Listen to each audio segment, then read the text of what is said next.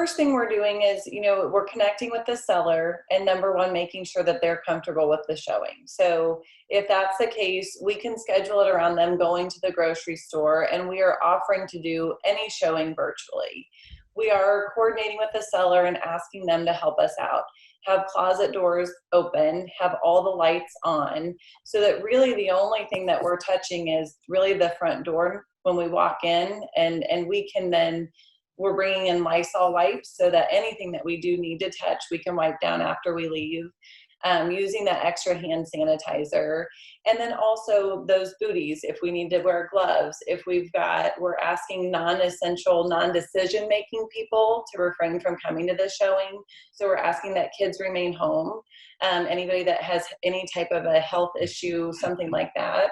A lot of times people like to go look at houses, right? It's super fun to do as a family. And right now we're asking to limit the number of people that are in that home.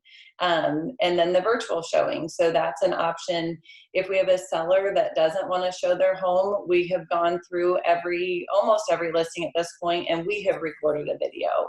So they're not losing those showings. Those showings are just showing up differently. And then we started doing, if you want to go through like the virtual open houses, that kind of thing. We did one on Sunday at 12:30 or 1 o'clock, I guess. And we scheduled it and kind of tried to build up a little bit of anticipation, just like we would with any open house, kind of pre-marketing it and letting people know that on this day, on this time, we're going to be live on Facebook. Jen and I did this one together, actually.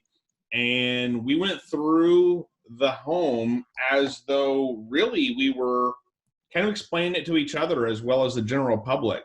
And that's something obviously that we can keep shared on our Facebook for a long time, because in particular, these people don't want showings right now till this is cleared up, and they still have a desire and motivation to sell their home.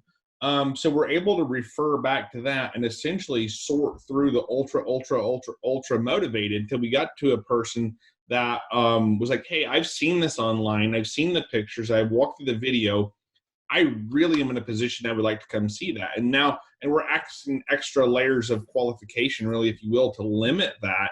I heard somebody say yesterday, and I'm going to steal it, they're really doing a hands-off approach to real estate now. I think it's forced us to really be hands-off and think outside of the box. Okay, how do we get the information out there? How do we educate people? Including electronic signing of the contract, any listing agreement. We can literally, we're doing it literally from the safety and confines of our house. The only thing about the virtual open houses, Dan and I did one over the weekend, and our team was able to host 5. Mm-hmm. And the capacity that we have to do that is pretty amazing, because instead of a traditional open house, which is from 2 to 4, and you get there at 1:30 and you leave at 4:30, these sellers have their houses prepped. We're walking in, we're doing it. And from a functional efficiency standpoint, we're in the house from 15 to 30 minutes. That's the highest reach to get somebody to watch you and follow you live.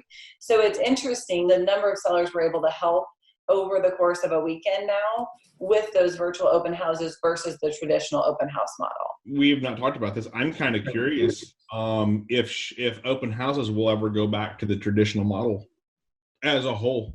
This may have changed that forever.